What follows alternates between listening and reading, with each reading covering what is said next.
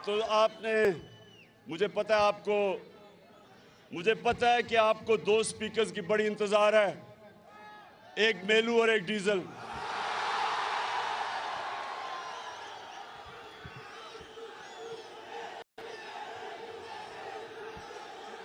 बस बस बस। अच्छा, एडवर्ड्स कॉलेज और नौजवान फैकल्टी, टीचर्स, देखें, आपने अब बड़े आराम से और इत्मीनान से मेरी बात सुननी है, और उसके बाद हम इंशाल्लाह नारे भी लगाएंगे, मेलू को भी याद करेंगे और डीजल को भी। अच्छा, देखें, नंबर वन चीज, सब प्लीज सुने। नंबर वन, जो मुल्क की यूनिवर्सिटीज और कॉलेजेस होते हैं, ये गौर से सुननी है मेरी बात आपने। जो मुल्क की पॉलिटिकल लीडरशिप, वो हमेशा उस मुल्क की प्रीमियर इंस्टीट्यूशंस में बनी जाती है। ऑक्सफोर्ड और कैम्ब्रिज सदियों तक इंग्लैंड की पॉलिटिकल लीडरशिप, हर किस्म की लीडरशिप दो यूनिवर्सिटी से निकलती थी, ऑक्सफोर्ड और कैम्ब्रिज से। जितनी बेहतर तालीम, उतने बेहतर लीडर। सो मैं आज आपको लीडरशिप के ऊपर बात करने आया हूं। सबसे पहले लीडरशिप आपको याद रखना होगा, अभी नहीं, कि जो दुनिया की तारीख का सबसे बड़ा लीडर ना कभी आया है ना आ सकता उससे ज्यादा, वो हमारे नबी सल्लल्लाहु अलैहि वसल्लम थे। कभी भी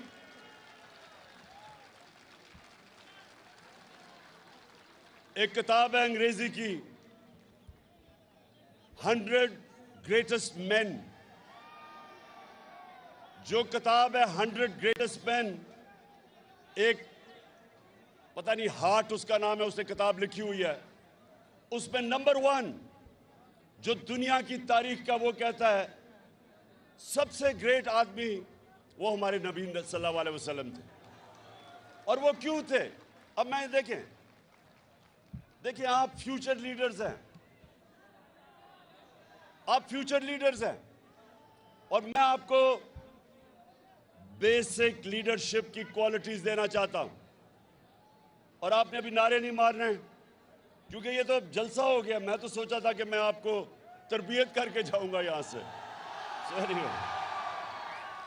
सो देखें, सुने,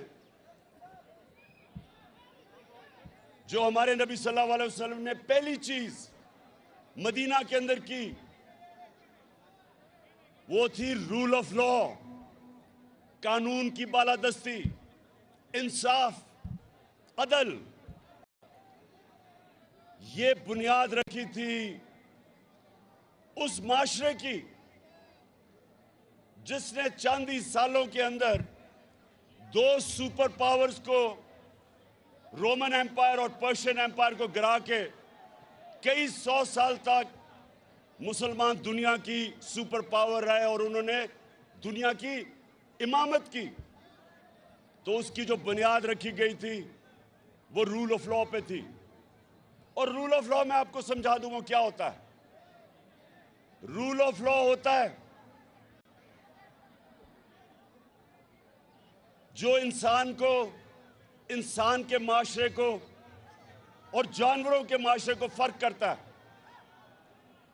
जानवरों के माशरे में रूल ऑफ लॉ नहीं होता, माइट इज राइट। जिसकी ताकत वो कानून के ऊपर, और कमजोर के लिए कोई प्रोटेक्शन नहीं होती। जानवरों के माशरे में, इंसानों के माशरे में हमेशा कानून के नीचे सब होते हैं, कोई कानून से ऊपर नहीं होता। तो जब एक कुरैश की लड़की ने चोरी की और वो लोग आ गए हमारे नबी सल्लल्लाहु अलैहि वसल्लम को कहते कि वो कुरैश की लड़की है, इसको सजा ना दें। तो उन्होंने कहा कि अगर मेरी बेटी भी चोरी करती तो उसको भी मैं सजा देता, कोई कानून के ऊपर नहीं। और फिर एडवर्ड्स कॉलेज, फिर सेकंड चीज ये याद रखें कि difference between a civilised society and a barbaric society is one,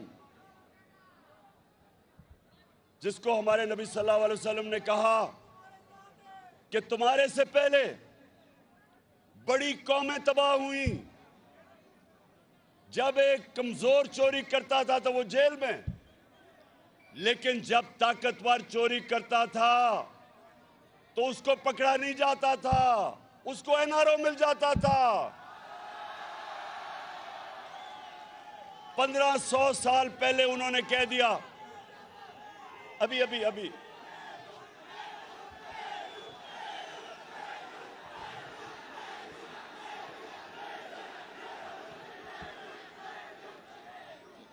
मुझे पता है आपने मेलू को दावत दी हुई है यहाँ। अच्छा सुने, तो जब ये सुन ले कि आज दुनिया के अंदर जो हमारे नबी ने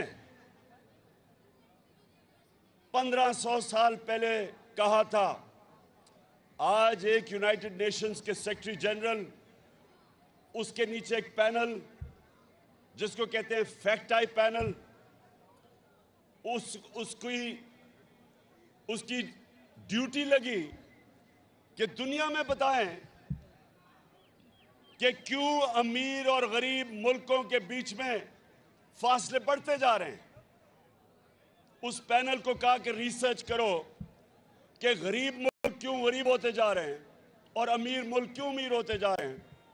तो पैनल की फाइंडिंग ये थी कि गरीब मुल्क इसलिए गरीब हो रहे हैं, इसलिए नहीं कि वसाइल की कमी है, इसलिए गरीब हो रहे हैं कि वहां के जो रूलिंग एलीट, उनकी क़यादत, उनके पैसे वाले लोग एलीट, वो उनके मुल्क से पैसा चोरी करके मुल्क से बाहर भेजते हैं, ऑफशोर अकाउंट्स पे भेजते हैं, और उनका कानून उनको पकड़ता नहीं है। और जब ताकतवर या प्राइम मिनिस्टर या उसके मिनिस्टर जब वो मुल्क का पैसा चोरी करके बाहर भेजते हैं, मुल्क का दिवालिया निकल जाता है, मुल्क मकरूज हो जाता है, उस मुल्क में गुर्बत हो जाती है। तो अभी अब जरा सुने, अभी एक पाकिस्तान सारी कौम के सामने आज, एडवर्ड्स कॉलेज सुनो, सारी कौम के सामने आज हमारे जो आने वाले दिनों में तबाही का रास्ता है वो आपके सामने हो रहा है कि बड़े बड़े डाकू जो चोरी करके इस मुल्क का पैसा बाहर ले गए थे, इनको एनआरओ दिया गया, इनको डील करके इनके केसेस खत्म किए गए। मेफेयर की अपार्टमेंट्स जो पैनामा पेपर्स के अंदर पकड़ी गई थी, अरबों रुपए की, लंदन के सबसे महंगे इलाके में जो 4 अपार्टमेंट्स, जिसके ऊपर जब मरियम से पूछा गया तो उसने कहा मेरे पास लंदन तो छोड़े पाकिस्तान में कोई प्रॉपर्टी नहीं है। और जब पैनामा में अपार्टमेंट्स पकड़ी गई तो उसका भाई हुसैन कहता अल्हम्दुलिल्लाह ये हमारी अपार्टमेंट्स और मरियम इसकी मालिका है। आज हमारे पाकिस्तान में अदालत में उसको बरी कर दिया। अब आज हम सारे सवाल पूछ रहे हैं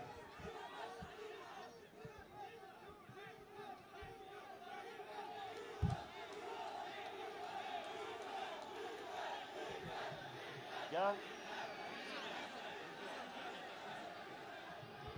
डीजल ने नहीं बरी किया, अदालतों ने बरी किया है। और ये क्यों हुआ है, ये जरा गौर से सुने। एक मिनट खामोशी, ये आपके लिए बड़ा इंपॉर्टेंट है। आपका मुस्तकबिल तबाही की तरफ जा रहा है। अगर ये इसी तरह सारे बड़े बड़े डाकुओं के करप्शन के केसेस अरबों रुपए के माफ होते रहे तो आपका मुस्तकबिल है, कोई मुस्तकबिल नहीं हो इस मुल्क में। मैं इसलिए आज आप अपने यूथ के सामने आया हूं, अपने नौजवानों के सामने, कि आप जिधर आज पाकिस्तान खड़ा है, सुनो, जिधर आज पाकिस्तान खड़ा है, पहले चोरी करके पैसा बाहर ले जाओ, मुशर्रफ फिर उसको 2008 में एनआरओ दे, वो वापस आ जाओ।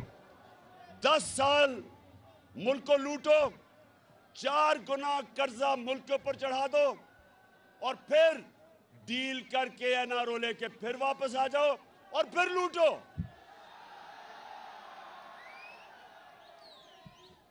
किसी भी मुल्क में जब ये होता है कोई मुस्तकबिल नहीं है उस मुल्क का, क्योंकि मुल्क मकरूज हो जाता है।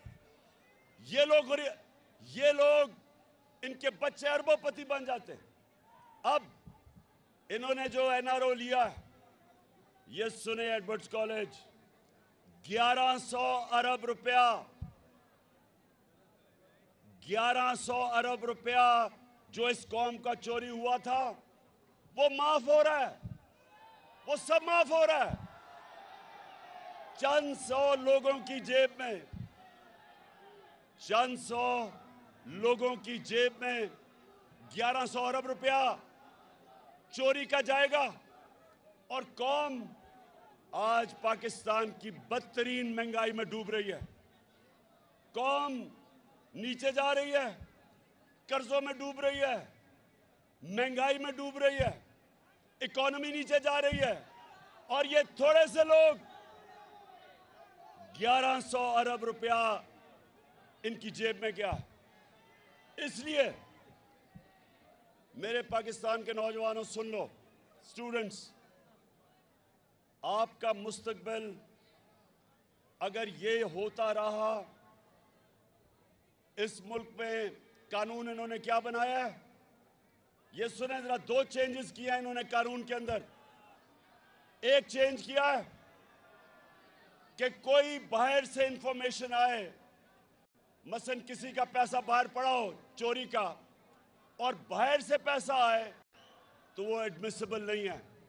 इसका मतलब कोई इंफॉर्मेशन बाहर से आए, इन्होंने कानून पास अपने आप को बचाने के लिए किया है कि वो एडमिसिबल नहीं है। और दूसरा, सारी दुनिया में वाइट कॉलर क्राइम पकड़ने के लिए अगर मैं गवर्नमेंट में हूं, मेरे सासे मेरी आमदनी से बहुत बढ़ गए हैं तो मेरी जिम्मेदारी होती है बताए कि किधर से पैसा आया। इन्होंने वो कानून चेंज कर दिया। अब इनको पता है कि ये सारे जो 4 अरबों रुपए के महलात लंदन में, इनको पता है ये शरीफ खानदान के हैं, लेकिन ये कह रहे हैं नैब को कि तुम साबित करो कि इनके, वो कर ही नहीं सकते। इसका मतलब कि व्हाइट कॉलर क्राइम पकड़ी जा ही नहीं सकती। इसका मतलब कि पाकिस्तानियों को एक पैगाम दिया है कि अगर डाका मारना है तो बड़ा डाका मारो, छोटा चोर सिर्फ पकड़ा जाएगा, बड़ा डाकू यहां नहीं पकड़ा जाएगा। और आज मैं इस मुल्क के जो मुहाफिज हैं, मैं आज उनसे सवाल पूछता हूं, कि क्या अगर डाकू एक घर को लूट रहे हो तो क्या चौकीदार कह सकता है कि मैं न्यूट्रल हूं?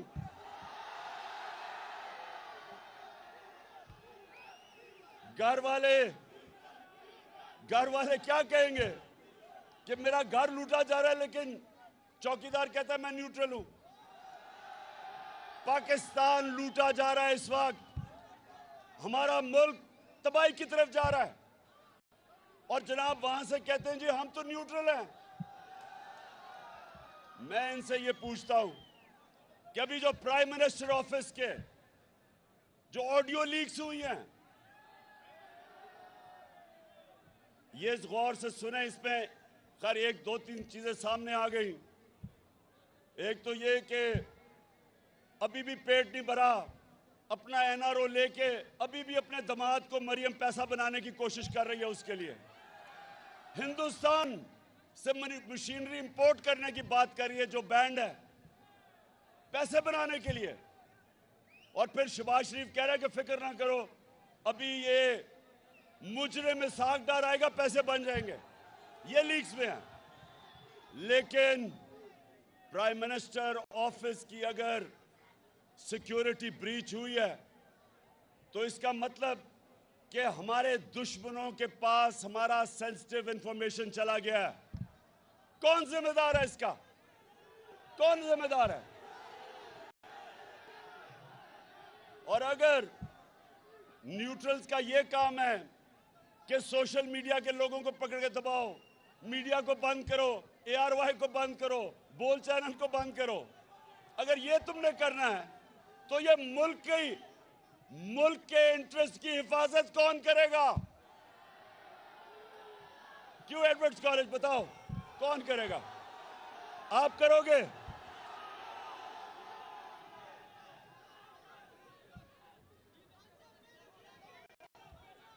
तो एडवर्ड्स कॉलेज, मैं ये चाहता हूं, ये अपने ज़हन में डाल लो, जब भी कोई कहे ना कि मैं सियासी नहीं हूं, जब भी वो कोई कहे कि मैं गैर सियासी हूं, तो ये समझ रहा हूं कि उसमें और जानवर में कोई फर्क नहीं है। जानवर गैर सियासी होता है। शेर आके एक हिरन को पकड़ लेता है, बाकी हजारों हिरन होते हैं, क्योंकि गैर सियासी होते हैं, अपनी जान बचा के भाग जाते हैं। सियासी का मतलब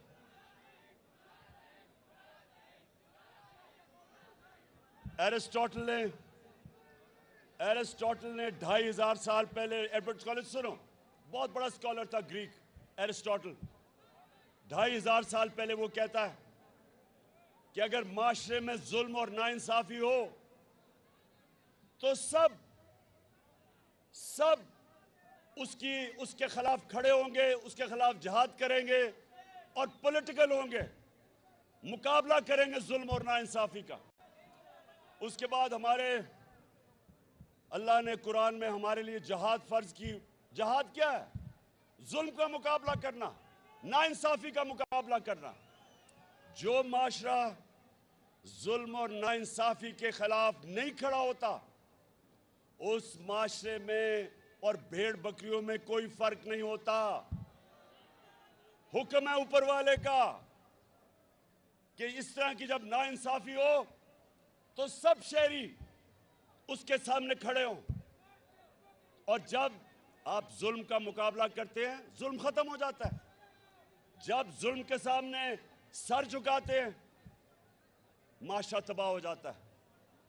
और मैं एडवर्ड्स कॉलेज आप सबको कहूंगा कि आगे ये सवाल पूछें कि इस मुल्क में जिधर बड़े बड़े डाकुओं को बार बार NRO मिलता है,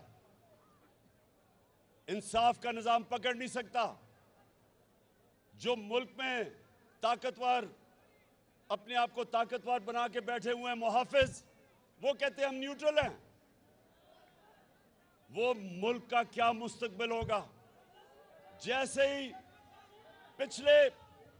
पिछले 5 महीने में जब से ये इंपोर्टेड हुकूमत आई है, रुपया 33% गिरा है। यानी अगर आपके बैंक में 100 रुपया था तो वो सिर्फ 67 रुपया रह गया। और अगर आपके पैसे बाहर पड़े थे डॉलर्स में और लंदन में और ऑफशोर अकाउंट्स में, तो पाकिस्तान के लिहाज से 33% आपकी आमदनी में इजाफा हुआ है। तो यहां लोगों की दौलत में कमी, उधर इजाफा। और हम अगर ये चुप करके कहेंगे जी हम तो गैर सियासी हैं, तो फिर जो भी मुश्किलात जुल्म इस माशरे पे होते रहेंगे, हम जिम्मेदार हैं उसके। तो इसलिए आज सबके एडवर्ड्स कॉलेज ये याद रखना, आज मैं जो कह रहा हूं कि इंशाअल्लाह मैं सारी कौम को तैयार कर रहा हूं, कॉल दे रहा हूं इस इंपोर्टेड करप्ट हुकूमत के खिलाफ।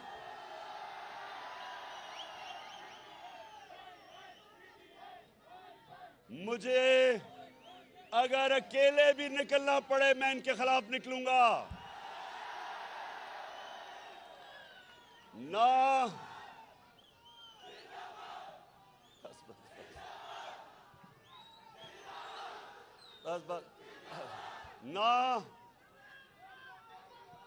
मुझे अपनी सारी कौम को कहना चाहता हूं कि अगर मुझे किसी चीज का खौफ नहीं, ना मुझे जेल का खौफ है, ना मुझे अपनी जान की कुर्बान करने का खौफ है, कौम को भी नहीं होना चाहिए। क्योंकि हमारा जब अल्लाह से आप दावा करते हैं ला इलाहा इल्लल्लाह कि नहीं है कोई सिवा अल्लाह के, कोई खुदा अल्लाह के सिवा नहीं है, किसी के सामने नहीं झुकते सिवाय अल्लाह के, आपकी अल्लाह खौफ दूर कर देता है। तो मैं अपनी कौम को भी आज तैयार कर रहा हूं कि मैं किसी सूरत ये जो मेरी कौम पे डाका डाला जा रहा है इन चोरों का, मैं ये कभी नहीं एक्सेप्ट करूंगा और मैं अपनी कौम को तैयार करूंगा। कॉल की सारे मेरे इंतजार करना, और जब मैं कॉल दूंगा इंशाअल्लाह उसके बाद कोई वापसी नहीं होगी।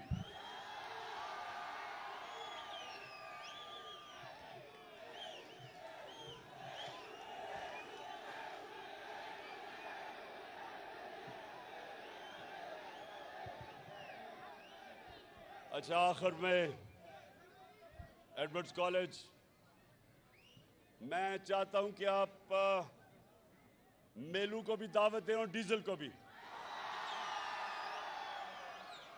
डीजल से पूछे, डीजल से एक सवाल पूछे कि अल्लाह तो हमें वाज़े तौर पे कुरान में हुक्म देता है अमर बिल मारूफ, अच्छाई के साथ खड़े हो और बुराई के खिलाफ खड़े हो, तो तुम डीजल साहब चोरों के साथ कैसे खड़े हो गए हो? और मेलू से पूछो कि मेलू तुम्हारा तो जो बड़े थे वो बादशाह खान था, एक बड़ा लीडर था, तुम ये किधर जाके एक मुजरिम, एक सजा याफ्ता नवाज शरीफ के चेले बन गए हो? पूछे उसे।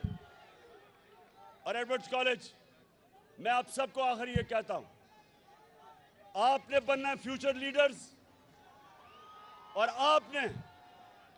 आपने हमेशा इंसाफ के साथ खड़ा होना है, जुल्म का मुकाबला करना है, हमेशा आपने अच्छाई के साथ, अमर बिल मारूफ, अच्छाई के साथ खड़ा होना है और बुराई के खिलाफ जहाद करनी है। पाकिस्तान जिंदाबाद।